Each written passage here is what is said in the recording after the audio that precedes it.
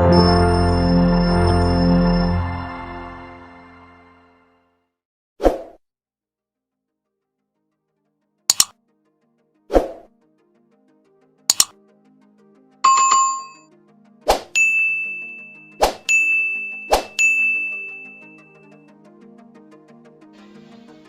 Assalamualaikum warahmatullahi wabarakatuh. Sampai ketemu lagi di acara HAMTI, Himpunan Alumni dan Mahasiswa Teknik Industri. Ini adalah sebuah lembaga yang terbuka untuk umum dan kalau bisa memang orang-orang teknik industri ya, dimana masih banyak pengalaman saya di mempelajari teknik industri ini tidak cukup belajar di mengandalkan kampus, tapi pergerakan pengetahuan ilmu teknik industri akan bergerak dan perubahannya cepat dan perkembangannya cepat, sehingga butuh satu lembaga ekstrakurikuler ya. Ini adalah semacam lembaga ekstrakurikuler di luar dari kampus yang akan mempelajari lebih dalam mengenai ilmu teknik industri yang bidangnya sangat beragam. Oke. Ini adalah hari Rabu. Rabu biasanya untuk saat ini beberapa pertemuan ke depan, yang ke belakang juga setiap hari Rabu itu belajar tentang marketing. Kemarin kita udah belajar pengantar manajemen marketing. Kedua adalah terkait dengan mix marketing. Yang ketiga sekarang mengenai digital marketing. Nah, digital marketing saat ini yang akan dipresentasikan bukan saya yang mempresentasikan, tapi ahlinya langsung dari teman saya. Namun kita share ke kalian itu dalam bentuk videonya saja. Nanti kalian pelajari, kita rekam juga ke depan. Mudah-mudahan bisa menjadi satu inspirasi ya, mengenai kalau konsep marketing saat ini sudah berubah dari era digital ini. Mari kita saksikan videonya. Sebentar, saya dibuka dulu sebentar. Oke.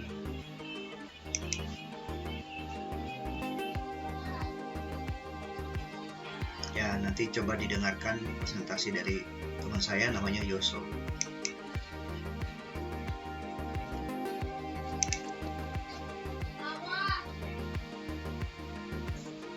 Bismillahirrahmanirrahim. Assalamualaikum warahmatullahi wabarakatuh. Alhamdulillahirrahmanirrahim. Wassalatu wassalamu ala rasulillah. Teman-teman sekalian, senang banget, sekali lagi senang banget bisa ketemu sama teman-teman sekalian. Dan jujur hampir lebih dari 20 tahun ya saya tidak berkomunikasi secara langsung dengan teman-teman, karena mungkin karena kesibukan kita masing-masing dalam membangun karir, dalam membangun bisnis, dalam membangun usaha dan segala macam. Teman-teman sekalian, izinkan saya untuk sharing ya, bukan menggurui ya. Saya hanya sharing pada teman-teman sekalian. Semoga apa yang saya sampaikan ini bermanfaat buat kita semua sebagai sebuah sikap agar kita lebih agile dalam menghadapi beberapa perubahan yang ada di dunia saat ini. Baik, langsung saja saya coba sampaikan materi saya yang sudah saya coba susun buat teman-teman sekalian. Mohon izin apabila teman-teman untuk mute voice-nya agar kita bisa lebih concern dalam berdiskusi kali ini. Baik, saya coba ambil sebuah tema boost your digital business, do and done membangun bisnis digital online. Karena bisnis digital itu nggak cuma bicara tentang sebuah industri, tapi hampir semua industri semua menggunakan dan membutuhkan digital business. Kenapa saya belum katakan seperti itu? Karena memang saya selama ini pernah merasakan bekerja di manufacturing, kemudian di telco industri, kemudian juga saya bekerja sama dengan beberapa hospitality industry dan hampir beberapa UMKM juga. Hampir semuanya itu membutuhkan yang namanya marketing digital atau digital business. Teman-teman sekalian, sebelum saya mulai lebih lanjut, saya ingin sedikit 2 menit saja ke depan untuk menyampaikan satu buah buku yang saya yakin beberapa teman mungkin sudah pernah mendapatkan ya buku ini atau pernah membaca buku ini, tapi izinkan saya untuk mengulangnya kembali dengan versi yang lebih berbeda sedikit. Saya ada satu buku yang saya tampilkan sebelum saya bicara tentang materi yang lainnya, yaitu Who Moved My Cheese dari Profesor Spencer Johnson MD, ya, yang dimana cukup membuat dan merubah mindset saya dan cara berpikir saya ketika saya melihat sebuah karir, sebuah bisnis gitu. Dan kemudian ini menarik untuk didiskusikan di awal dari diskusi kita pada sore hari ini. Teman-teman sekalian, buku ini sederhana sekali, menceritakan tentang sebuah keju di mana ada 4 makhluk, ada 2 tikus dan 2 kurcaci, kira-kira gitu ya, 2 tikus dan 2 kurcaci.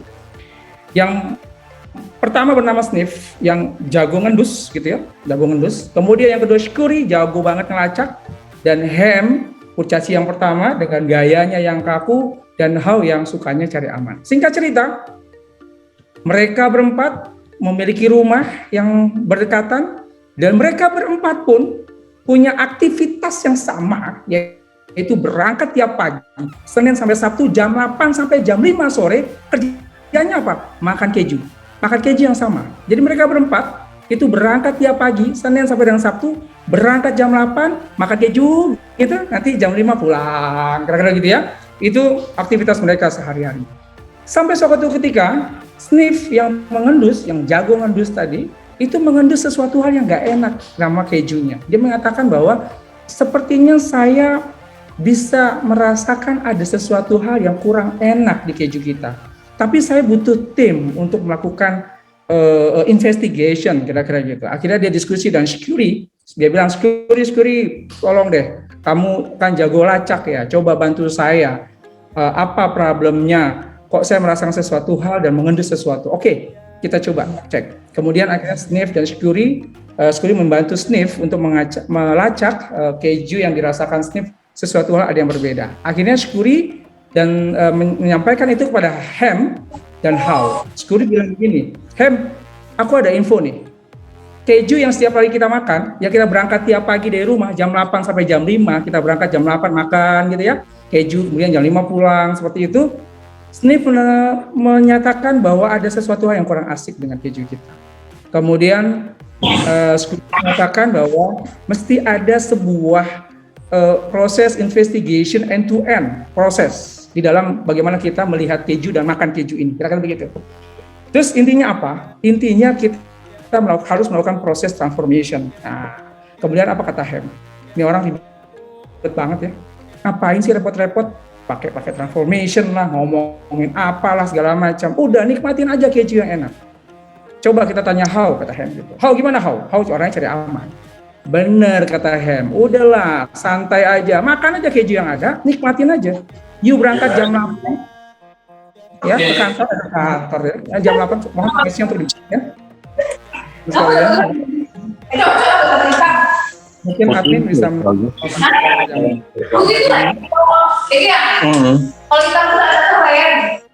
panitia bisa bantu untuk memute. Oke. Baik.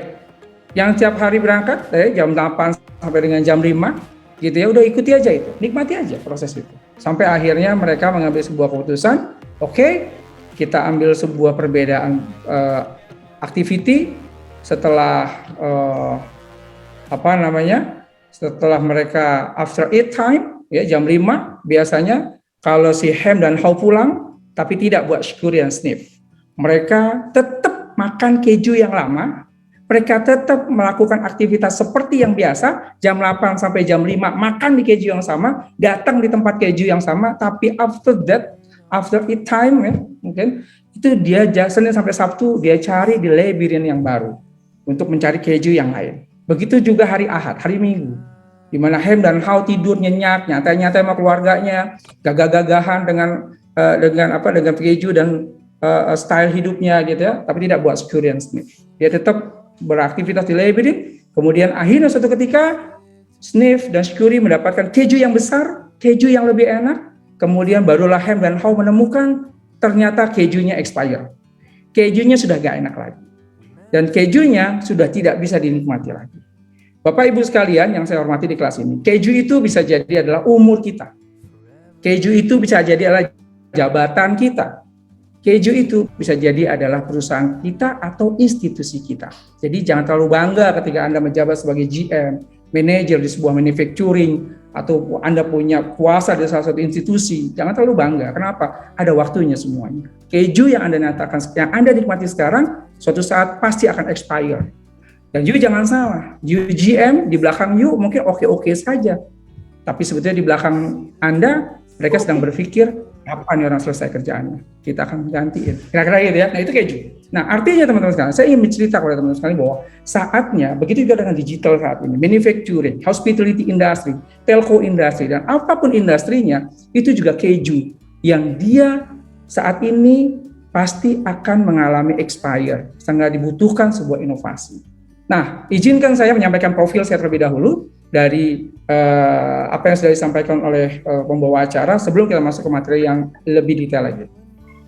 Ini biodata saya, jadi saya 2001 alumni di LG Changwon University, kemudian setelah saya dari STMI pastinya ya, setelah saya dari Poltek STMI, waktu itu belum Poltek ya, masih sekolah kedinasan mungkin waktu itu kita ya, kemudian saya melanjutkan ke LG Changwon University, mendapatkan Google Certified juga, dan 2013-2016 menghasilkan 7 Digital Innovation di Telkomsel Innovation Award. 15 tahun saya diberi kesempatan berkarir di Telkomsel, di LG Electronics, dan di Panasonic di bidang marketing, enterprise business, dan supply chain. Berikut adalah certification manufacturing dan teknologi yang saya miliki. Di bidang manufacturing saya ada Black Belt Six Sigma, ada International Six Sigma Certification, ada Sarbanes-Oxley Certification, ada Vendor Management Expert, ada BNSP untuk ekspor pengadaan jasa barang dan jasa negara BUMN, ada International Certification Supply Chain dari modul 1 sampai dengan modul 17, dan itu dan di bawahnya adalah beberapa certification teknologi saya, ada Google Certification, ada Facebook Blueprint International Certification, ada Oracle, ada SAP, ada Kisco, dan Transformation Technology untuk 3G, 4G, dan 5G. Itu beberapa certification yang terkait dengan manufacturing dan teknologi yang selama ini kami jalankan, dan ini adalah institusi yang selama ini menggunakan jasa digital marketing. Nanti saya akan coba sampaikan kepada teman-teman sekalian bagaimana memanfaatkan digital marketing di setiap komponen-komponen industri yang berbeda. Dan izinkan saya untuk menyampaikan ini bukan untuk gagah-gagahan, bukan untuk sombong-sombongan, tidak, tapi dalam rangka siapa tahu ada collaboration yang bisa kita lakukan dari expertise yang kami punya dengan expertise yang pasti memiliki lebih hebat daripada yang ada, sehingga kita bisa saling sinergi. Nah, ini adalah 9 buku digital marketing series, teman-teman sekalian. Izinkan saya buat teman-teman mungkin yang baru kali ini mengikuti training saya akan berikan hadiah buku ini kepada teman-teman sekalian. Jadi ada 9 buku digital marketing series yang sudah saya tulis. Ada 2 yang akan saya bagikan kepada teman-teman sekalian. Nanti saya kasih linknya kepada panitia. Silakan teman-teman download sepuasnya e-book ini dan silakan dipelajari. Karena di Indonesia sangat sedikit banget yang menulis tentang digital marketing series. Ini kantor saya saat ini, ada di Rasuna Said, Epicentrum Walk, dan juga di Legenda Wisata Cibubur. Nah, singkat saja, ini kompetensi yang kami miliki. Mudah-mudahan nanti kita bisa saling sinergi dengan teman-teman sekalian dari apa yang kami miliki. Dan ini activity, kami ada pabrik yang kami jalani sendiri, kami juga import dari Shenzhen Industrial Parks, beberapa produk merchandise, kemudian ada PT Solusi Setia Gemilang, ada Digital Advisor yang kami jalankan, ada Vostel, adalah startup corporate untuk engine optimalisasi traffic media sosial marketing and SEO, kemudian ada Shopme.lik, kemudian juga ada Sekolah Digital Business Indonesia, dan yang terakhir kami juga sebagai advisor di Ojek Community, di sana driver Jabodetabek. Baik, langsung saja. Kita langsung masuk, ini singkat aja ya, usah disampaikan, ini beberapa aktivitas kami, dan kami juga terakhir melakukan program coaching masa persiapan pensiun untuk Telkomsel dan Bank BRI Pusat terkait dengan membangun bisnis digital marketing. Oke. Seperti yang saya sampaikan di awal, membangun bisnis online itu tidak sama dengan membangun dagang online. Banyak beberapa corporate yang saya berdiskusi dengan mereka katakan, Yoso, kita sudah punya Facebook, Yoso, kita sudah punya LinkedIn, kita sudah punya Instagram, kita sudah punya website, kita sudah menjalankan SEO, kita ada YouTube bahkan. Terus Yoso mau ngapain? Setelah kami memiliki beberapa senjata-senjata ini atau beberapa tools-tools ini. Saya sampaikan kepada mereka bahwa ketika membangun bisnis online berbeda dengan dagang online. Ketika kita bicara dagang online, maka kita bicaranya adalah lebih kepada omset. Kalau Anda komunikasinya atau visinya atau targetnya hanya dagang online omset, sama ketika saya mengisi di Telkom University, ketika saya mengisi di ITENAS, ketika saya membangun di lab school, SMA, SMP, SD lab school, ya khususnya lab school Cibubur, kami membangun itu. Saya katakan ketika Anda ingin membangun digital marketing Anda, maka kalau Anda hanya berpikir dagangnya atau jualannya hanya pada saat penerimaan siswa baru, you masih berpikir dagang. You belum bicara bisnis. Kenapa? You hanya berpikir offset. Bagaimana caranya mendapatkan, pokoknya gue taunya 3 bulan lagi mau penerimaan siswa baru atau mahasiswa baru, 3 bulan sebelumnya bikin di program, kasih duit. Saya pengen dengan uang 20 juta, dengan uang 50 juta, siswa saya targetnya 300 harus tercapai. Itu dagang online. Bukan bisnis. Wah, cepet ya. Nah, kenapa bisa begitu? Karena berpikirnya hanya short term. Ketika kita butuh omset saja. Lain ketika kita membangun sebuah bisnis. Ketika membangun bisnis, konsepnya adalah membangun aset. Berapa banyak sekolah yang sebetulnya memiliki banyak aset tapi tidak dimanfaatkan. Punya banyak alumni, punya banyak wali kelas, punya banyak sekali network yang tidak dimanfaatkan untuk membangun digital marketingnya, membangun bisnis online-nya. Dan itu harus dibangunnya adalah full time, full day, full year. Jadi setiap saat kita harus bangun terus, baik itu dengan konten, baik itu dengan testimoni, baik itu dengan education, dan segala macam. Nanti di belakang saya akan jelaskan. Itu sama seperti hospitality industry juga begitu. Ketika saya menangani beberapa hotel, mereka hanya berpikirnya adalah pada saat fixation saja, akhir tahun, Natal, tahun baru, liburan sekolah dan segala macam, dan juga Lebaran. Mereka nggak berpikir bagaimana caranya membangun itu sampai setahun, bagaimana membangun aset-aset itu tetap berjalan. Kira-kira begitu. Nah, ini yang akan kita diskusikan. Ini adalah disebut dengan bisnis. Begitu juga dengan banyak hal, baik itu telco, baik itu manufacturing yang lain dan segala macam. Oke, ada satu buku yang menarik, bukunya Scott Galloway tentang digital marketing. So, ini, yes. Slide-nya kayaknya stuck deh, Yos, nggak jalan. Oh. Nah, oke, sip. Sebentar. Mohon ini siapa yang cacat ya? Oh, oke. Dari tadi ya, stuck ya? Iya. Karena nggak pakai desktop kayaknya. Dia harus pakai desktop ya. Kok nggak di info ya? Kalau gini sekarang, dia jalan? Dia jalan ya? Mas Sabto, sekarang dia jalan? Udah. Oke, udah. Baik, terima kasih. Baik, ini tadi yang saya sampaikan ya, tentang who moved my cheese tadi, saya lewat aja ya. Sayang sekali ya, tadi infonya saya nggak, kalau di tempat saya soalnya berubah terus. Oke, saya bilang tadi umur kita, keju kita bisa jadi umur kita, perusahaan kita, jabatan kita. Ini beberapa certification manufacturing technology yang tadi saya sampaikan kepada teman-teman sekalian, baik sisi manufacturing maupun sisi teknologi. Kemudian ini beberapa buku yang nanti akan saya berikan kepada teman-teman ya. Baik. Oke, saya coba langsung slide saja. Oh, saya ya. Baik, kita lanjut saja. Ini yang tadi saya sampaikan tentang dagang dan bisnis online. Oke, lanjut. Ini buku yang saya sampaikan tadi, ya, it's okay, no problem. Ini buku digital marketing yang sangat lagi happening, yaitu The Four. Ini bicara tentang the hidden DNA-nya Amazon, Apple, Facebook, dan Google. Ya, ini menarik banget.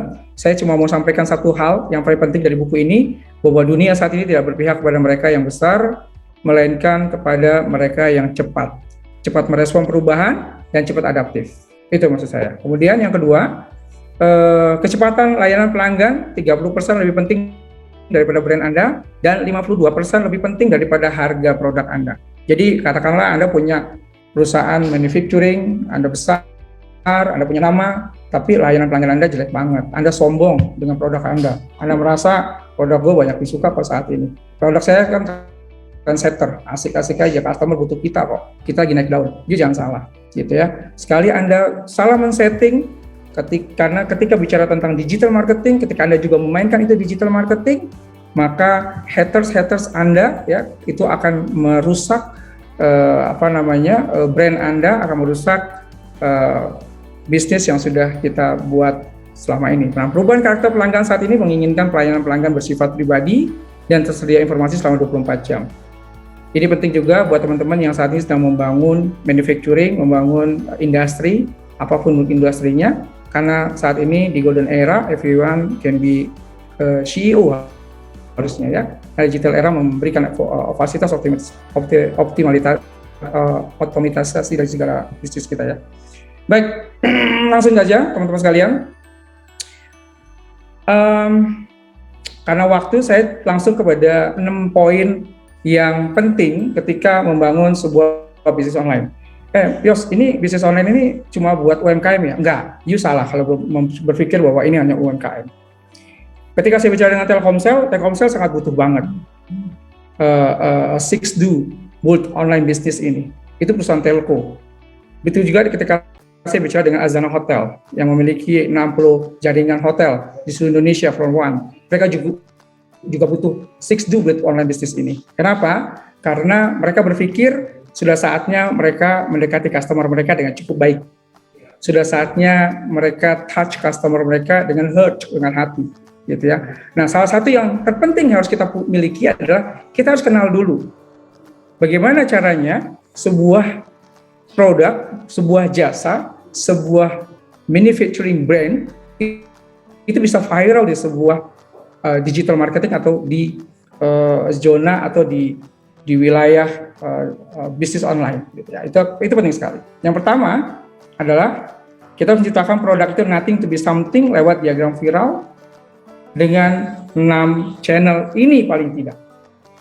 Nah, ini saya coba rangkumkan dari beberapa buku dan saya coba jelaskan satu persatu secara singkat, mudah-mudahan delivery language saya bisa diterima dengan cukup baik oleh teman-teman sekalian. Yang pertama adalah channel tentang website. Teman-teman sekalian, ketika kita mempunyai produk, brand, manufacturing atau apapun itu, startup bisnis, maka yang pertama kali teman-teman harus memiliki channel yang pertama agar viral, yaitu website. Di mana website itu ada backlink yang harus teman-teman siapkan, ada website mirroring yang harus teman-teman siapkan, gitu ya. Kemudian yang kedua adalah channel. Kedua, channel tentang media sosial. Media sosial itu ada Facebook, ada Instagram, ada YouTube, dan ada TikTok. Ya, lagi ramai sekarang ya, 4 itu. Nah, paling tidak saya ingin sampaikan kepada teman-teman sekalian, semua media sosial itu memiliki 2 tipe. Yang pertama disebut dengan organik, yang kedua disebut dengan tipe bisnis.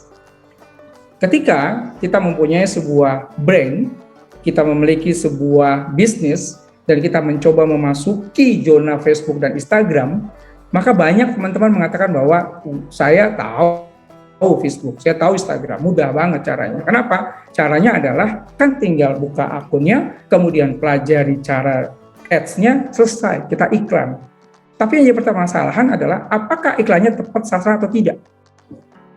Nah, itu yang paling penting. Nah, disinilah kita butuh yang namanya diagram viral untuk berpikir ketika orang mendekati produk kita. Contoh gini, contoh kita sekarang memiliki, kita lagi ada GASS ya sekarang ya, ada pameran otomotif lagi ramai. Karena saya juga kemarin diminta untuk membangun media sosial untuk memperkenalkan GAS lewat auto driver ya, akun auto driver dan segala macam. Kita bangun di situ. Nah, sekarang pertanyaan saya, ketika Anda salah satu tenan ya, salah satu yang jualan di sana, kalau Anda, saya kerjanya di Mitsubishi, saya nggak perlu, ya oke lah, you punya legacy brand gitu ya. Tapi ketika Anda punya produk yang baru, produk ban yang belum dikenal misalnya, Anda punya produk yang lain yang belum dikenal, tapi Anda ikut tenan di dalamnya, pertanyaannya bagaimana caranya orang bisa kenal produk Anda di saat mereka ada di dalam International Exhibition otomotif tersebut. Nah, ini menarik, karena kemarin Kita ada satu aksesoris kendaraan, gitu ya. Kemudian kita bangun sistem media sosialnya 3 tadi, Facebook, Instagram, dan juga TikTok dan YouTube-nya. Jadi ketika dia jualannya adalah aksesoris VW, Volkswagen, kendaraannya, gitu ya, khusus VW dia jual. Ingat VW. Kemudian dia ingin jual itu di International Exhibition, maka ketika dia buat iklan, yang paling penting adalah ketika dia buat produknya, dia taruh kontennya, dia taruh di Instagram, dia iklankan, kemudian di iklannya kemana? Nah, di Instagram, digital marketing, itu menariknya adalah kita bisa centralize. Jadi ketika kita jualan, kita iklankan di Instagram, produk kita adalah aksesoris Volkswagen atau VW, maka iklan itu kita taruh titiknya hanya di lokasi exhibition saja. Nah, kita mau iklan Facebook, kita mau Instagram, kita mau iklan di YouTube, kita iklan di TikTok, kita pertama kali kita tentukan demografinya dulu. Demografinya di mana jualannya? Karena ini lagi exhibition, maka iklannya hanya di wilayah exhibition saja. Bisa, sangat bisa. Satu. Yang kedua, kan yang datang ke exhibition banyak. Mungkin saat ini ada sekitar sudah masuk dari 5.000 sampai 6.000 orang yang hadir di sana. Dari 5.000-6.000 orang itu kan dia nyari produknya macam-macam. Maka karena kita jualannya hanya aksesoris VW, maka orang yang punya kebutuhan tentang VW sajalah yang masuk di dalam exhibition itu yang mendapatkan iklan kita. Contoh begini, saya orang yang nggak suka VW, kemudian saya datang ke exhibition car yang ada di ICE saat ini, ICE Building. Saya sukanya adalah barang Mitsubishi, saya nggak suka VW, saya nggak suka barang Eropa, maka iklan itu nggak akan masuk di handphone saya. Begitu proses kerjanya. Itu channel kedua proses kerja seperti itu yang benar. Jadi kalau dalam digital marketing ada namanya bagaimana menembak binatang di kebun binatang. Jadi bukan berarti Anda jualannya VW, kemudian aksesoris VW, Anda toko iklannya di ICE saja. Mau 10.000 orang ke 20.000 orang, lihat iklan kita. Percuma, kenapa? Dia nggak suka mobil VW kok, nggak usah dapat iklan, nggak akan dibaca iklan Anda. Itu yang menyebabkan iklan menjadi sangat optimal. Itu channel kedua. Nanti kita akan bahas di bawah, gimana caranya, tekniknya, dan segala macam. Gitu ya. Begitu juga dengan sekolah. Sekolah juga begitu. Nggak langsung kita iklankan Instagram kita, Facebook kita, tolong jualin aja se-Indonesia deh. Sekolah kita iklanin se-Indonesia. Boncos kalau kayak gitu sistemnya. Nggak akan, winningnya akan, possibility winningnya kecil banget kalau begitu. Yang penting kita tentukan demografi kita. Kemudian setelah itu kita mau sikat di sekolah mana. Kita pelajari dulu. Siapa saja yang selama ini 5 tahun terakhir yang daftar di sekolah kita itu SMA mana saja kalau kita university. Kita lihat, nah kita sikatlah di situ. Di mana si alumni SMA itu kita jadikan dia sebagai testimoni, ya maskot untuk kita iklankan di SMA itu saja. Begitu seterusnya. Jadi kalau bikin iklan jangan satu. Bikin iklan itu kalau di media sosial, digital marketingnya optimal, itu bikin iklannya itu adalah sesuai dengan targetingnya. Oke, lanjut ya. Di channel yang ketiga sekarang. Maaf saya agak cepat karena waktu dan juga materi masih cukup banyak. Yang selanjutnya channel yang ketiga yaitu forum interaktif. Sangat penting sekali teman-teman untuk bermain di forum interaktif. Saya tidak terlalu detail membahas ini, tapi paling tidak teman-teman harus bikin akun di Kompasiana kalau teman-teman secara umum. Tapi kalau teman-teman punya bisnis kuliner atau teman-teman ada industri hospitality industry, marilah bermain di Trip Advisory dan segala macam. Kalau teman-teman manufacturingnya adalah bicara tentang otomotif dan segala macam, cobalah teman-teman bikin forum interaktif di Kompasiana dan segala macam. Itu penting karena dia punya SEO cukup bagus untuk menarik data. Yang keempat adalah WA marketing. Banyak orang yang bilang WA marketing itu adalah hanya broadcast saja. Salah.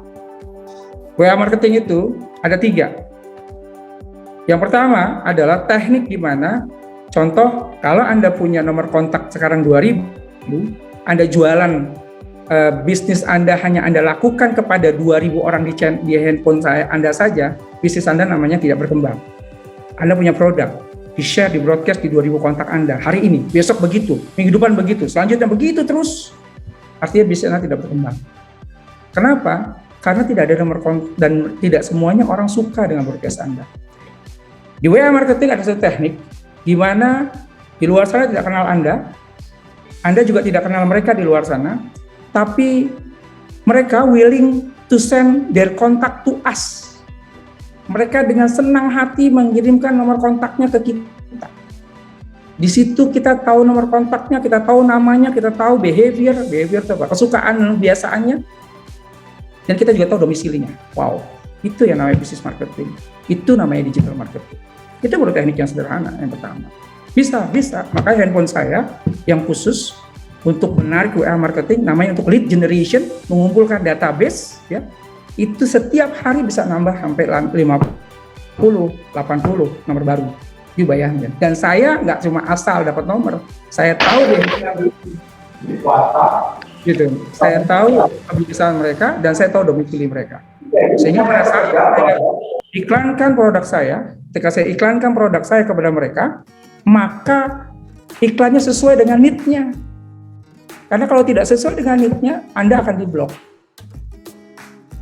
Gitu. Yang kedua, ketika nomor kontak Anda sudah menjadi 5.000 sampai 10.000 nomor di WA, apapun industri Anda, bagaimana cara mengirimkan broadcast-nya? Bagaimana cara mengirimkan message broadcast marketingnya? Langsung saja gitu, dijual, ada produk diskon Mitsubishi tahun sekian, penjualan tahun sekian, datanglah ke GS begitu. Kurang tepat. Optimalisasinya adalah dengan cara teknik yang kedua, Anda harus tadi yang saya bilang tadi, bukan dagang, bukan omset yang Anda kejar dulu, tapi aset yang Anda langsung sempurnakan. Jadi database itu setelah Anda tahu database-nya, Anda dapat tadi dengan cara collecting lead generation, Anda bikin taksonomi atau kategorisasinya, di taksonomi dulu. Yoso, laki-laki atau perempuan, nomor teleponnya ini, dipanggilnya apa kalau Yoso? Bapak, ibu, bang, om atau apa? Nah, itu namanya taksonomi layer. Itu dulu, dibikin matriksnya, ada banyak. Dibikin ada platformnya. Masukkan database Anda, masukkan nomor kontak Anda yang ada di dalam HP Anda, kemudian Anda tentukan dulu. Setelah itu baru Anda masukkan sebuah engine yang dia akan memblastnya dengan cara memanggil namanya. Contoh, Bang Yos apa kabar? Saya mau informasi bahwa mobil kami di Exhibition ICE saat ini sedang diskon besar. Saya undang Bang Yos untuk test driver atau datang ke booth kami dari tanggal sekian sampai tanggal sekian. Kami tunggu ya Bang Yos. Kemudian kalau ngirimnya ke Mas Om Sabto, dia akan kirim, halo Om Sabto, apa kabar, kami dari seperti itu, begitu tuh. Dia disebutkan namanya. Di mana kita nggak perlu menyebutkan namanya karena namanya sudah kita buat dulu matriksnya. Di platform engine-nya Anda tinggal menyebutkan message-nya saja. Tapi automatically ketika terkirim ke handphone, terkirim ke WA, pakai panggilan nama. Tuh jempol. Itu WA marketing. Jadi nggak asal broadcast segala macam atau auto replay, nggak main gitu. Itu bukan bagian dari WA marketing. Ya, ada banyak lagi hal-hal yang lain. Ya. Channel yang kelima, kita juga bermain di Google My Business. Channel keenam marketplace. Marketplace teman-teman sekalian, Shopee, Tokopedia, Bukalapak punya algoritma yang berbeda. Jadi ya teman-teman, ketika membangun bisnis di Shopee, di apapun itu semuanya berbeda. Oh, saya bisnis turis, saya bisnis tourism, nggak penting saya jual di marketplace. Jangan salah. Anda buka silahkan marketplace Anda, gitu ya. Sebentar.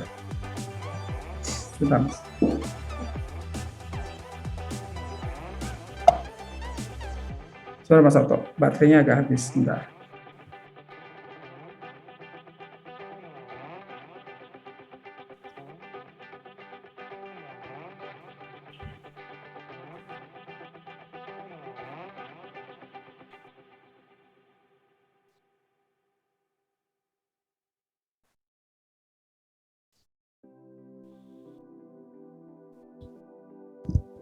Sorry, saya lanjut lagi. Itu saya sampaikan tadi, jadi terkait dengan diagram viral. Nah, setelah kita mengetahui diagram viral, maka selanjutnya adalah market online research, gitu ya. Nah, bisnis Anda, apapun bisnis Anda butuh yang namanya market online research ketika kita membangun bisnis online. Apa itu market research? Yaitu bagaimana caranya kita mengetahui tren analisis keyword atau keyword analisis dari bisnis kita. Contohnya begini. Contoh bisnis Anda adalah furniture. Pertanyaannya, ketika orang mencari furniture, sekarang kan banyak tadinya bisnis kita tadinya adalah B2B, ada bisnis B2B namanya, bisnis to business. Jadi you bangun manufacturing, kemudian you bangun reseller, wholesaler dan segala macam, itu kan B2B. Ada juga sekarang bangunnya B2C, business to customer. You langsung direct cari customer atau cari end user untuk beli supaya apa? Marginnya menjadi lebih besar. Tapi sekarang ada lagi M2C namanya, manufacturing to customer. Dengan pandemik ini, manufacturing sudah mulai langsung berjualan ke end user. Banyak sekali yang membangun hal itu. Ya. Nah, contoh katakanlah kita memiliki manufacturing furniture. Pertanyaannya, gimana caranya end user ini, ya, target pasar kita ini, ya, itu mengenal atau mendapatkan produk kita dengan mudah, mencari produk kita dengan mudah, baik itu di Google, di Facebook, di Instagram, maupun di TikTok, atau di yang lainnya, atau di YouTube. Bagaimana caranya? Contoh furniture.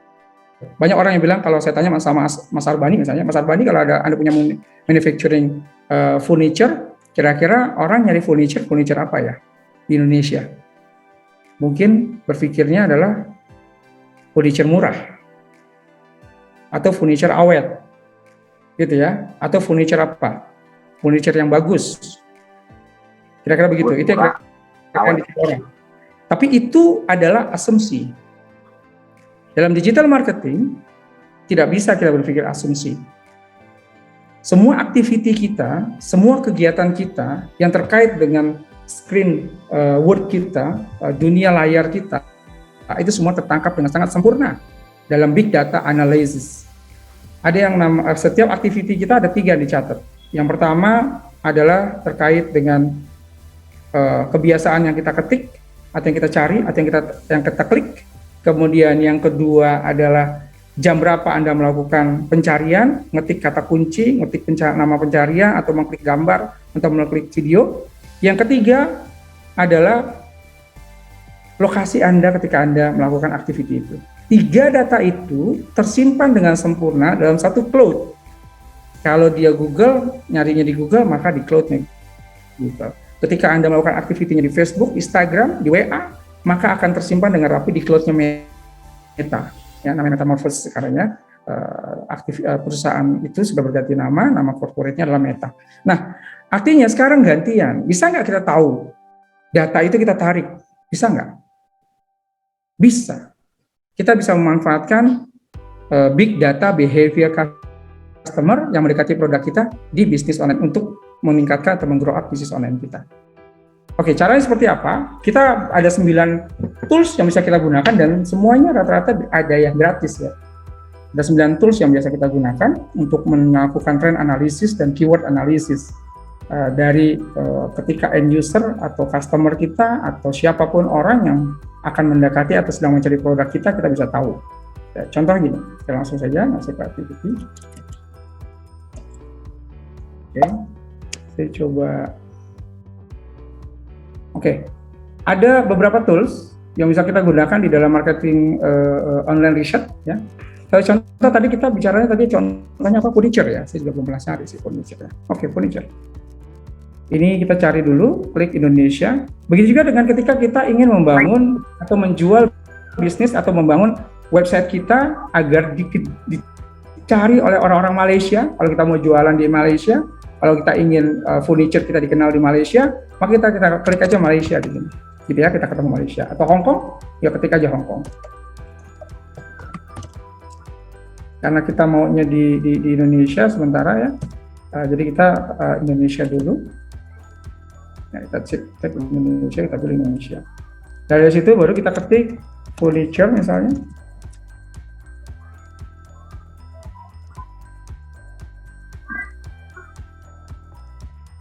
Inilah pintu gerbang.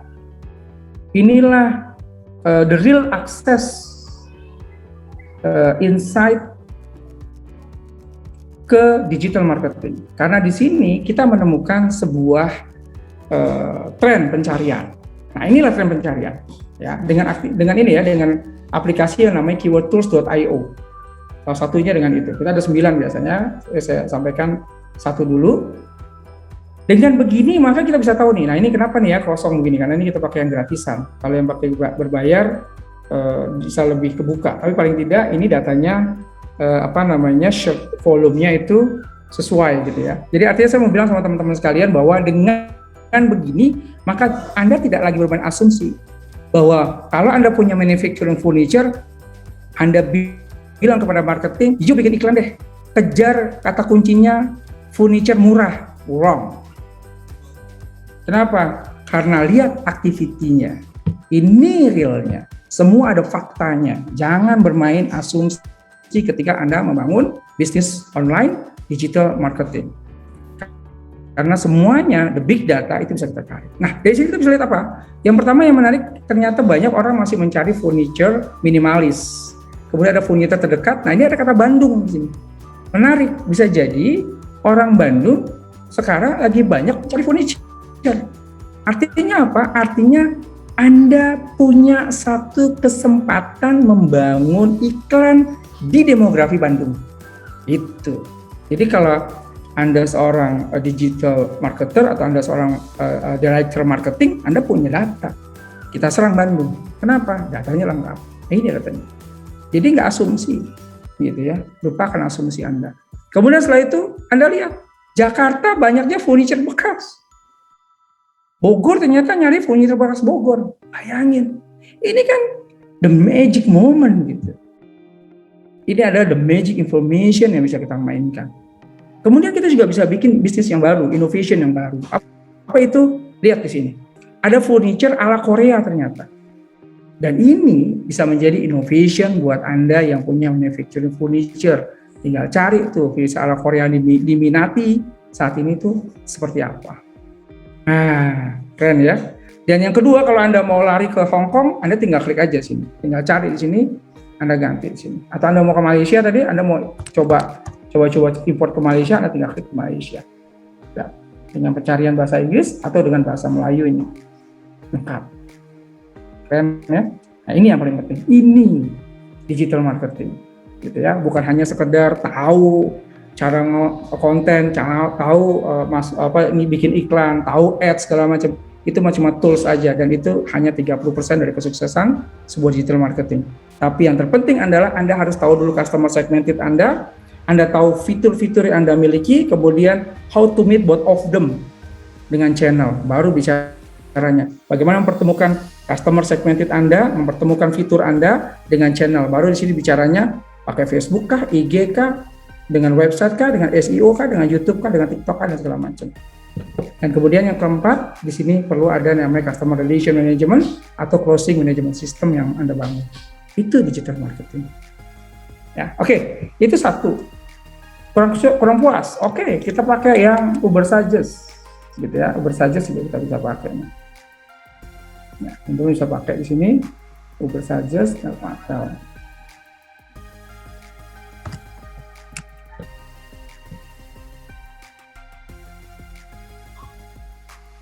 Oke.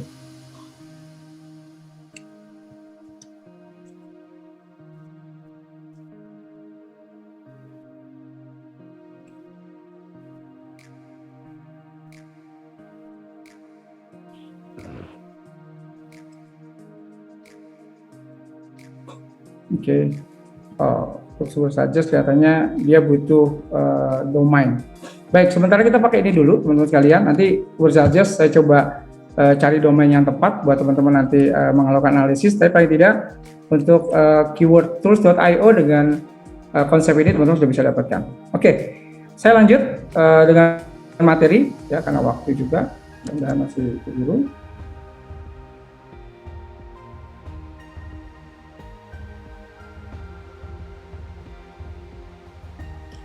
Ya.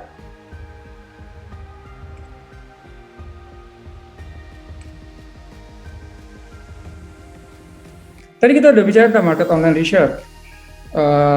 Lanjutnya saya mau ngomong tentang CRM, Closing Management System di digital marketing. Digital marketing fungsinya, Anda harus pahami, digital marketing itu fungsinya adalah untuk melakukan serangan. Ibaratnya sebuah perang, itu ada dua pasukan. Yang satu pasukan infanteri, yang satu pasukan cavalry, gitu ya. Jadi ini penting. Jadi sebelum kita menyerang sebuah kota, maka pasukan udaranya itu jalan dulu untuk melakukan pengeboman. Kalau istilah di dalam digital marketing, melakukan brand awareness. Booming brand awareness dulu, tapi logistiknya sudah disiapkan untuk masuk ke kota itu. Ketika mereka sudah aware dengan produk kita, mereka sudah paham dengan produk kita, sudah mulai ada lead generation itu permintaan dan mulai masuk trafficnya di kita, di Instagram kita, di Facebook kita, di website kita, sudah mulai ada traffic masuk, baru nih masuk logistik ke kota itu.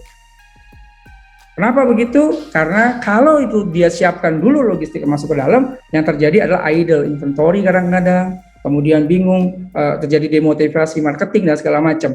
Sehingga biasanya kita mainkannya adalah kita sikat dulu secara udara semuanya, jadi brosur digitalnya langsung masuk ke handphone masing-masing sesuai dengan yang dibutuhkan tadi, gitu ya. Kalau dia furniture, maka orang-orang yang sedang mencari furniture akan kita tarik datanya, dan itu ada lengkap semua tadi, seperti tadi dia udah pahami. Baru setelah itu ada pencarian, baru kita masuk.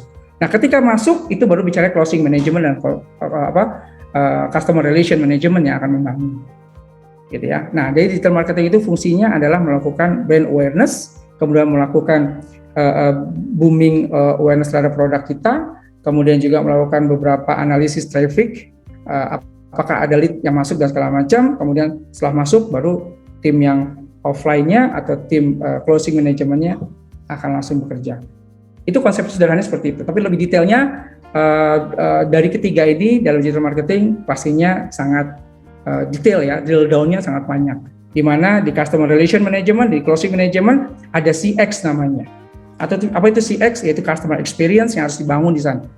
Gitu ya. Kalau dalam bahasa marketing ada yang namanya flywheel marketing. Nah, itu bicara tentang CX gitu ya, customer experience. Itu detail lagi nanti. Bagaimana SOP cara menjawab pertanyaan, jam berapa ketika dia nanya, jam berapa harus kita jawab dan segala macam, itu semuanya ada lagi sistemnya gitu ya. Nanti kita akan kita bicarakan next kalau ada kesempatan. Selanjutnya saya akan bicara tentang optimalisasi konten kreator. Teman-teman sekalian, tadi kita udah bicara tentang diagram viral. Apapun bisnis Anda, tourism industry kah, hospitality industry kah, manufacturing industry kah, telco industry kah, everything industry, itu harus tahu diagram viralnya dulu. Karena you hanya akan bisa bertahan dalam sebuah digital, dalam sebuah marketing adalah selain offline marketing, you harus bermain juga dengan digital marketing.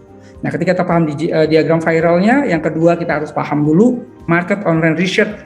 Bagaimana orang-orang itu mendatangi kita, bagaimana orang-orang itu willing to come to our product, gitu ya. Kemudian yang kedua kita harus bangun juga CX-nya, customer experience-nya, karena kita harus bangun juga dua manajemen. Gak cuma sibuk ngurusin digital marketing yang ngebum brand awareness, kita juga harus siapkan juga yang namanya closing management atau CX-nya atau customer experience-nya. Nanti kita akan diskusikan lebih lanjut dalam bab yang berikutnya ya, mungkin dalam kesempatan yang lain. Oke, selanjutnya semua itu bisa kita deliver dengan baik kalau konten kita bisa ngobrol sama customer kita. Kalau konten kita nggak ngobrol sama customer kita, susah. Konten bisa ngobrol ya, banget. Harus bisa ngobrol. Gitu ya. Namanya kita sebut sebagai optimalisasi konten kreator.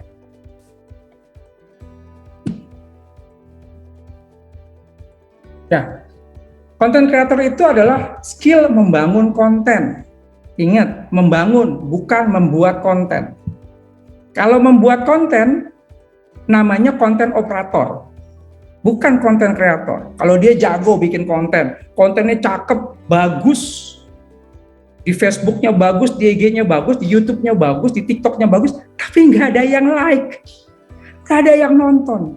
Itu adalah skillnya hanya membuat konten.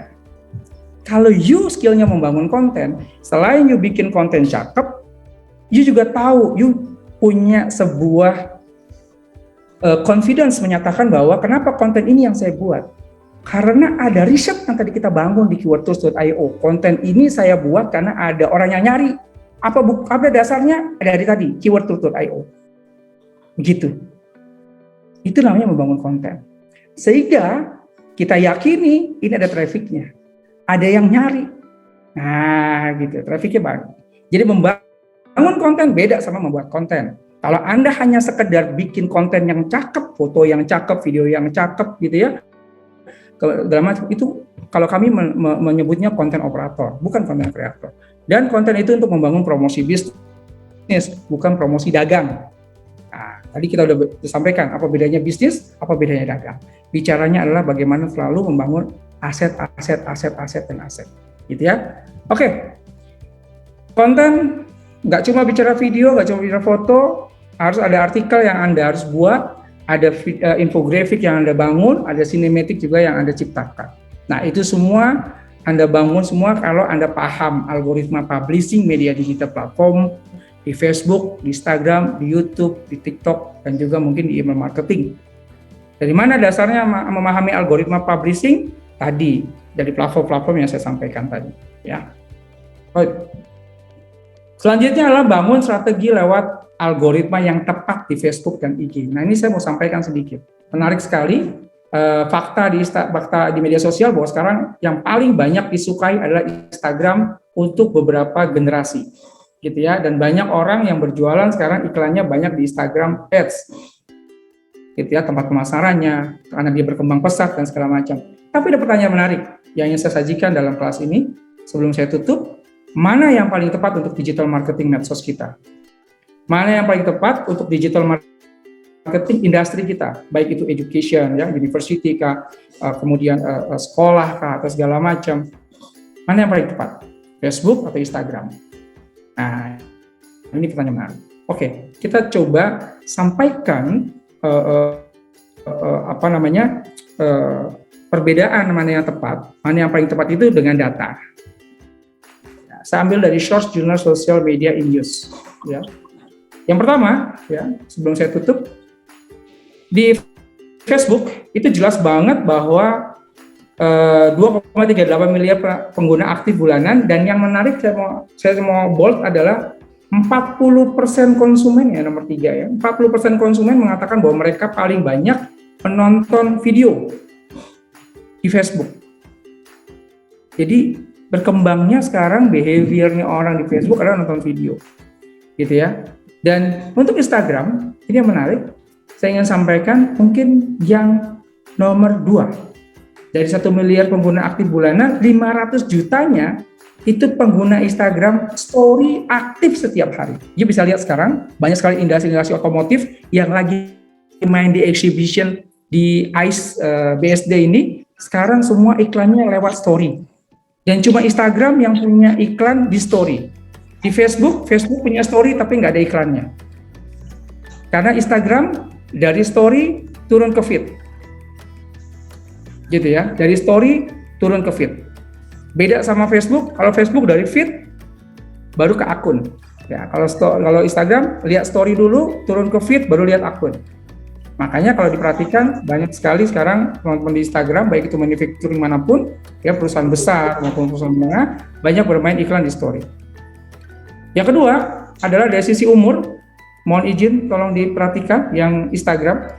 Di Instagram kita lihat itu sampai 6, 13, 17, 18, 29, 30, 40 itu di antara range-nya 72, 64. Tapi di bawah itu jauh sekali sampai ke 10%. Beda dengan Facebook yang spektrumnya cukup luas. Artinya Instagram memang produknya gitu ya. Instagram ada gitu. Sehingga banyak sekali produk-produk yang lifestyle itu cocok dijual di Instagram. Mobil, otomotif, aksesoris, segala macam itu jangan dijualnya di Instagram. Tapi kalau bicara kesehatan, herbal, masker, hand sanitizer dan segala macam yang sifatnya suplemen itu banyak dijual di Facebook. Ya, sakit jantung, kolesterol, ya asam urat itu banyak dijual di Facebook. Baik Instagram bicara lifestyle. Nah, ini teman-teman harus pahami, gitu ya. Jadi dua produk dari dua platform ini, ketika kita membangun sebuah produk kita bisa tahu mana platform yang paling tepat. Oke, akhir algoritmanya, teman-teman harus pahami bahwa algoritma Facebook itu yang sangat dipentingkan adalah value postingnya. ada conversation yang harus teman-teman lakukan di Facebook. Banyak orang di Facebook dan Instagram, ya, terakhir saya mau sampaikan, Anda punya follower atau Anda punya industri, Anda punya channel, followernya 5.000, tapi yang like cuma 20, yang like cuma 30. Kok bisa? Kemana yang lainnya? Jangan-jangan Anda beli followernya, follower beli? Enggak juga, kita followernya beneran kok. Tapi kenapa begitu? Karena, ya, perhatikan ini algoritma yang terbaru di 2021, algoritma Facebook dan Instagram, mereka punya yang namanya adalah akun greeting activity akun. Nah, dia butuh yang namanya aktivitas greeting. Kalau Anda punya teman follower 5.000, tapi Anda cuma selalu nyapanya, like-nya, kemudian hanya say hello-nya kepada 50 orang, maka Facebook dan Instagram melihat potensial Anda hanya 50 orang dari 5.000 follower Anda. Bayangin. Jadi, teman-teman harus bisa membangun traffic Anda dengan cara melakukan conversation, gitu. Itu penting. Itu yang organik ya. Makanya Anda cobalah bangun pelan-pelan conversation dan segala macam. Baik, teman-teman sekalian, conclusion-nya maka bukan berarti Facebook dan Instagram mana yang lebih baik, tapi adalah yang paling penting bagaimana mendekati audiens Anda yang tepat, customer base Anda di platform dan channel mana Anda yang pas, gitu ya. Tadi sudah saya sampaikan, kalau produk Anda bicara lifestyle, silakan bangun di Instagram. Kalau produk Anda bicara tentang suplemen, bicara tentang kesehatan dan segala macam, silakan bangunnya di Facebook. Kalau contohnya itu. Baik, saya pikir itu dulu yang bisa saya sampaikan. Masih ada waktu sekitar 20 menit buat kita saling diskusi. Saya kembalikan kepada moderator untuk kita bisa diskusi lebih lanjut. Silakan, Pak Sarbani. Oke, terima kasih Pak Yoso atas presentasi atau pemaparan materinya. Mohon maaf rekan-rekan dan audiens sekalian, tadi ada yang kelewat khususnya susunannya atau kronologinya. Langsung saja sambutan sekaligus kita buka session pertama ya. Mungkin ini ada kaitannya dengan program kerjanya Ika. Kepada Bapak Sabto dipersilakan. Baik. Assalamualaikum warahmatullahi wabarakatuh. Waalaikumsalam. Yang pertama, saya mengucapkan terima kasih ya kepada Yoso ya, yang telah berkenan menjadi narasumber di acara Ngobras hari ini ya. Jadi bahwa memang IKA itu punya program dari alumni untuk alumni ya, untuk kegiatan ngobrol santai, dan alhamdulillah nih saya berkomunikasi dengan Yoso itu udah sejak tahun kemarin, dan alhamdulillah beliau berkenan untuk memberikan waktu kepada kita hari ini. Saya berharap ini bisa bermanfaat bagi alumni semua ya, termasuk kampus. Juga di sini juga di acara ini kita hadir Direktur Politeknik STMI, Dr. Muhammad Mustafa. Selamat sore Pak, terima kasih atas kehadirannya. Dan mungkin kepada Saudara Yoso, harapan saya setelah ini diharapkan masih bisa memberikan kontribusinya nih ke IKA alumni. Karena artinya ini kan baru introduction saja. Tadi juga ada pertanyaan nih, kalau IKA bagaimana nih? Apakah ada semacam diskon khusus atau apa seperti itu, Yoso? Artinya tidak berlama-lama juga, saya mengucapkan terima kasih. Acara selanjutnya saya serahkan langsung ke moderator biar mungkin waktu diskusinya bisa lebih banyak. Terima kasih. Wassalamualaikum warahmatullahi wabarakatuh. Waalaikumsalam warahmatullahi wabarakatuh. Terima kasih kepada Pak Sabto yang telah memberikan sambutannya. Oke, mungkin bisa dibantu Pak Sabto, tadi ada pertama ya, ada yang tanya tadi tuh dari rekan-rekan audien, mungkin bisa dibantu untuk itunya. Ya, right hand saja. Yang mau bertanya silakan right hand atau bisa right hand dulu sehingga nanti bisa ditunjuk biar dituliskan. Oh ya, ini dari Francisca ya. Ini pertanyaannya, belum efektif menggunakan WA bisnis ya, belum efektif bagaimana cara menggunakannya supaya lebih efektif? Mungkin bisa dijelaskan Pak Yoso, silakan. Ya, baik, terima kasih. Bicara tentang WA Business, sebetulnya WA Business itu dibangun oleh Meta saat ini adalah untuk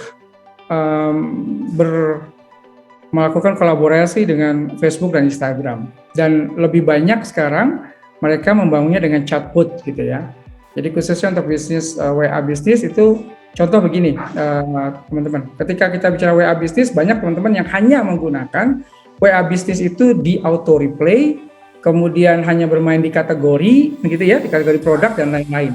Padahal sebetulnya WA Business itu punya enable, ada enabler. Jadi kita bisa membangun sebuah komunikasi ke audiens. Contoh begini, ketika Mbak Francisca punya produknya 5 misalnya ya, ada furniture, kemudian ada juga bengkel otomotif, kemudian ada juga misalnya kuliner, kafe dan segala macam, ada 5 produk. Maka ketika audiens Anda itu bertanya tentang furniture, maka handphone Anda akan menjelaskan tentang furniture. Ketika bicaranya menanya tentang otomotif, maka akan menjelaskannya otomotif. Ketika bertanya tentang kuliner, maka menjawabnya tentang kuliner. Di saat Mbak Francisca saat ini sedang diskusi dengan kita, di mana handphonenya lagi kita taruh, kita pegang. Tapi handphone itu bisa menjawab sendiri pertanyaan tersebut. Itu adalah salah satu kelebihan dari WA Business yang kita miliki. Ada aplikasi enable-nya yang harus kita bangun. Ada aplikasi yang harus kita tanam di situ, yang itu resmi dari Meta. Ya kita bisa tanam di situ, gitu ya, kita bisa lakukan itu. Itu yang pertama. Yang kedua, banyak hal di mana kita bisa membangun WA itu menjadi automatic chatbot, gitu. Yang lainnya, dengan cara apa? Dia bisa bisa pakai API namanya. Itu bisa ditanam bersama dengan aplikasi ketika orang order produk. Misalnya ada satu showroom mobil, ya. Kemudian dia lemparlah iklan di Google, di websitenya lewat Google Ads atau lewat media sosialnya, dia lempar iklan produknya. Kemudian setelah itu ada orang beli. Nah, pada saat dia membeli, dia akan klik ya, ketika dia like, dia suka, dia akan klik tombol saya mau beli atau saya mau order atau saya mau tanya. Ketika dia klik, maka dia akan masuk otomatis ke dalam dashboard yang kita siapkan. Namanya API-nya, kita bangun API-nya di dalam satu platform, dia otomatis akan masuk ke kita. Dan ketika masuk, kita otomatis akan jawab otomatis. Terima kasih Anda sudah memilih kami, produk apa yang Anda butuhkan. Saya butuh Mitsubishi Outlander. Maka dia akan jawab otomatis. Outlander tersebut kita jelasin spesifikasi dan harganya. Kemudian dia tanya, saya mau tahu harganya. Maka dijelaskan harganya. Semuanya sistem yang jawab. After that, 2 hari kemudian dia nggak ada respon. Ketika kita tanya, Bapak mau test drive nggak? Dia nggak ada respon. Maka automatically di sistem itu akan kelihatan. 2 hari orang itu belum menjawab pertanyaan kita yang sudah masuk ke warm customer, yaitu terkait dengan test drive tadi. Nah, itu akan ada notifikasi di API kita. Dan di WA Business itu kita bisa langsung pencet tombol untuk melakukan upselling istilahnya. Itu satu. Nah, itu yang kedua. Yang ketiga, yang lebih keren lagi, yang pakai IoT, Internet of Things. Apa itu? Contoh di Telkomsel. Kita udah bangun. Anda tahu tower itu ketika tower itu di situ ada genset di situ ada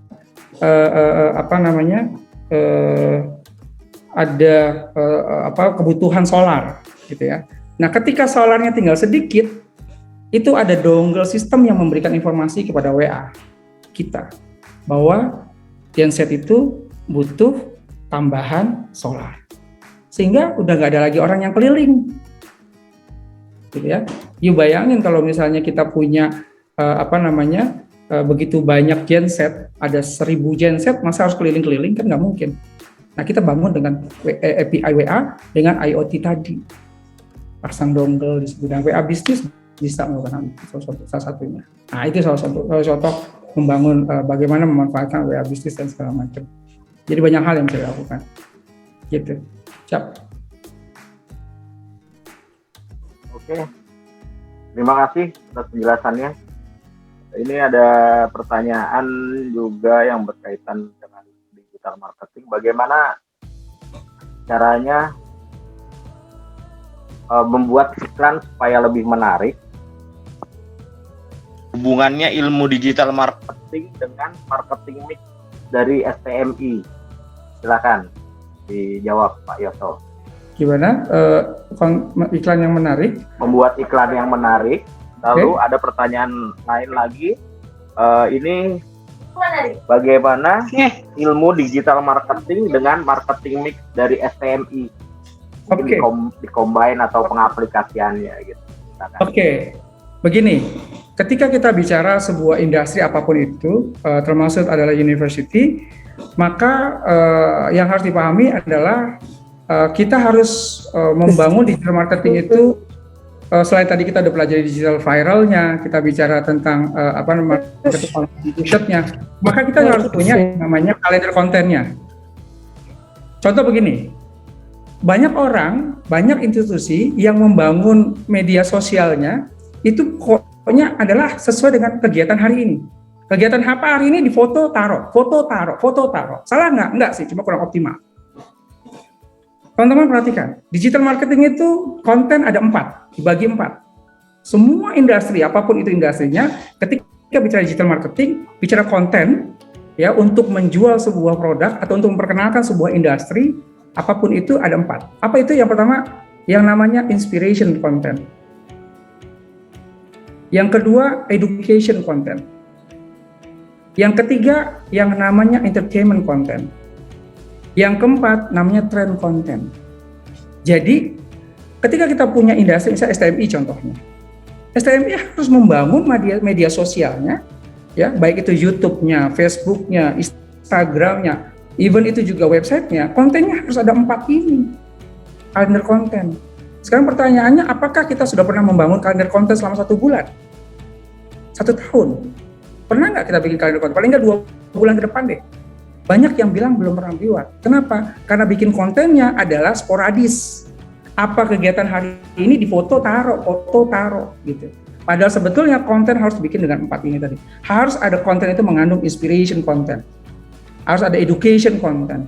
Ada yang namanya entertainment content, ada yang namanya kekinian atau trend content. Ketika seorang STMI punya alumni, ya seperti Sabto misalnya, yang luar biasa, sekarang menjadi seorang doktor, gitu, doktoral, dan berapa banyak doktoral muda yang dihasilkan oleh STMI, gitu ya. Nah itu kan menjadi inspiration.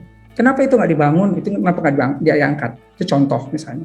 Atau kita punya kisah seorang mahasiswa, ya, yang dia betul-betul tidak memiliki apa-apa, maksudnya dia dengan berjuang dengan semangat luar biasa, dia bisa lulus dan bahkan mendapatkan nilai yang bagus misalnya. Nah ini yang disebut dengan aset. Pernahkah sebuah university itu memetakan, memapping, melakukan kategorisasi atau melakukan taksonomi terhadap aset-asetnya ini? Aset mahasiswanya, aset alumninya, aset. Nah ini ada inspiration sebetulnya harus dibangun. Contoh. Gitu. Education, nah kita bicara tentang konten education. Apa itu? Ternyata teman-teman sekalian, saya merasakan kita STMI, ya, itu tidak hanya bicara manufacturing.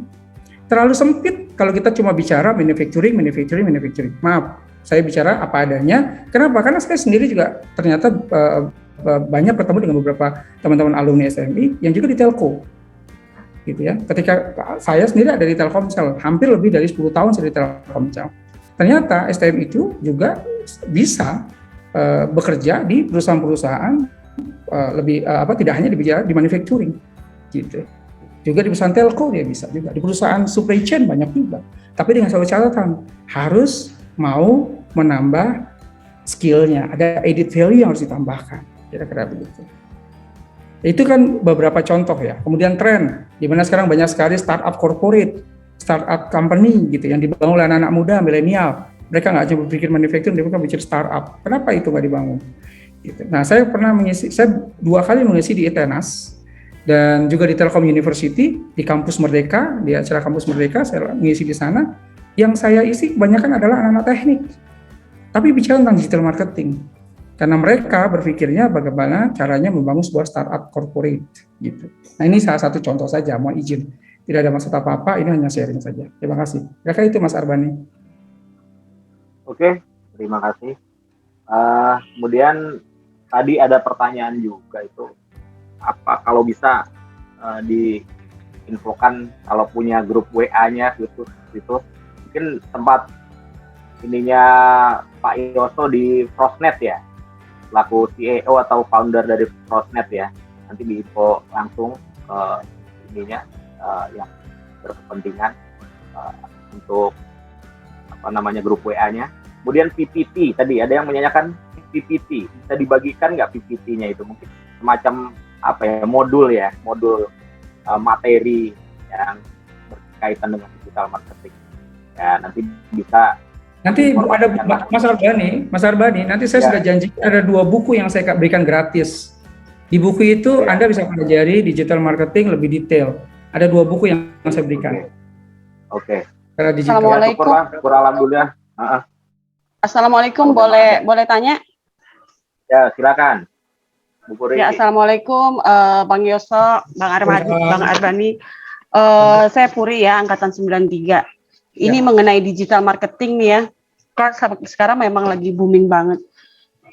Boleh saya tanya nih Bang Yoso, kalau untuk digital marketing kita ada budget nggak ya? Misalnya yang harus kita alokasiin untuk dana untuk digital marketing ini kira-kira berapa persen dari total misalnya biaya kita untuk menetapkan harga jual kita gitu loh. Kan ada juga tuh ADS. Nah itu sama ADS itu kira-kira presentasinya bisa digambarkan nggak gitu loh.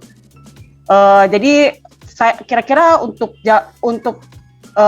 masa-masa ini berapa persen yang harus kita siapkan untuk untuk marketing ini gitu loh. Kayaknya itu deh Bang Yoso. Makasih. Terima kasih, sama-sama. Wah, luar biasa. Mbak Puri, terima kasih pertanyaannya. Arbani, langsung saja saya jawab ya, Mas Arbani. Ya, silakan. Luar biasa pertanyaannya, memang cukup menarik. Tadi saya belum sempat menyinggung tentang budget, karena memang waktu ya. Karena ketika bicara budget, kita ada cost structure dan segala macam yang harus kita siapkan memang. Termasuk kita harus tentukan dulu demografinya, kita tentukan dulu customer segmented-nya, kita tentukan dulu time line segala macam pada saat kita membangun iklan dan segala macam. Tapi paling tidak secara sederhana, digital marketing itu dibagi 2 tadi saya sampaikan. Ada yang sifatnya organik, ada yang sifatnya bisnis, gitu ya. Ketika bicara bisnis, maka disitulah ada budget yang harus disiapkan. Ya, ada iklan, ada IGS atau Facebook Ads yang kita lakukan. Nah, biasanya yang kita lakukan adalah kita membuat campaign bahasanya. Digital marketing itu ada campaign yang kita siapkan, itu di IG maupun di Facebook. Nah, campaign ini itu kita juga membuat tidak 1, tapi biasanya kita membuat 3 paling tidak atau 4 campaign, di mana campaign itu sesuai dengan variation customer segment. Contoh gini sederhananya, STMI mau ngiklan di IG, bikin campaign, gitu ya. Maka ketika bikin campaign, ada 2 teknik yang bisa dilakukan. Yang pertama, kontennya sama semua, tapi targetingnya beda-beda, gitu ya. Nanti ada hubungan sama budget, pertanyaan sama Mbak Puri nanti. Ya, kontennya sama semua, tapi targetingnya beda-beda, demografinya beda. Misalnya konten yang ini kita sikat di Jawa, konten ini kita sikat di Sumatera, konten ini kita sikat di Kalimantan, konten ini kita sikat di Indonesia Timur, misalnya gitu ya. Nah, mana yang konversinya paling tinggi? Nah, pada saat iklan, itu kita budgetin biasanya kita mainnya di 5 hari. Kalau saya, biasanya bermain di 5 hari, 1 harinya itu paling tidak 100.000. Kalau bicaranya adalah 1 provinsi misalnya. Tapi customer segmentnya harus clear dulu. Yang lihat iklan itu, misalnya di Jawa, umur berapa tahun, dan kesukaannya apa saja. Suka teknik kah? Suka SMK kah atau segala macam kah? Nah, itu clear dulu ya. 100.000. Nah, dari 100.000 itu nanti kita bisa lihat konversinya tuh Mbak Puri. Nah, kita lihat konversinya. Berapa konversi yang terjadi? Gitu. Dari 100.000 itu ada reach, ada engagement, ada konversinya. Nah, konversi itu kita lihat berapa rupiah terjadinya closing dari yang 100.000 tadi. Nah, ketika nanti terjadi closing di sini, ya ini kita biasa namanya persiapannya dulu. Nanti dari closingnya itu baru kita lihat mana yang winning, mana yang loss di campaign-nya. Campaign yang loss kita matikan, yang winning kita scale up. Nah, di situ baru budget bermain. Biasanya kita mainnya budget pertama adalah 20% dari budget marketing. Kita mainkan dulu untuk sebelum scale up.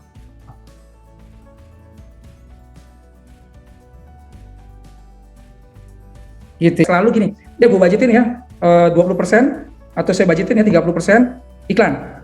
Harus jalan semua atau gimana hasilnya, nggak gitu. Tapi kita biasa main di 20% itu untuk melihat dulu dari campaign-campaign yang paling tadi yang pertama, kontennya sama, targetingnya beda-beda. Dari situ baru kita bisa tentukan mana yang campaign loss, mana campaign yang winning. Kenapa loss? Ternyata kok memang konten itu nggak disukai di Jawa, konten itu disukainya di Kalimantan, konten itu disukainya di Riau, maka kita yang ini loss, kita tutup. Yang menang, yang banyak, yang konversinya cakep, kita scale up. Nah, setelah itu teknik yang kedua, ada lagi. Dengan tempat yang sama, demografinya sama-sama di Jawa, tapi kontennya dibeda-bedakan. Nah, kita mau lihat jenis konten mana yang paling disukai di Jawa. Nah, itu juga teknik. Biasanya kita mainnya campaign begitu. Kalau kita bicara corporate ya, seperti hotel, otomotif, kemudian juga industri-industri yang lebih besar, itu biasanya kita bermainnya seperti itu. Jadi kita mainkan dulu campaign-campaignnya dulu, kemudian kita analisis campaign-campaignnya. Nah, khusus sekolah juga sama seperti itu. Nah, itu biasanya kalau tanya tadi berapa budgetnya, kita biasanya bermain 20% dulu. After that baru kita lihat mana yang loss, mana yang winning. Yang winning kita scale up. Terima kasih. Satu lagi ya. Jadi kalau misalnya butuh waktu untuk membaca, ini kira-kira kita tadi 2 minggu ya.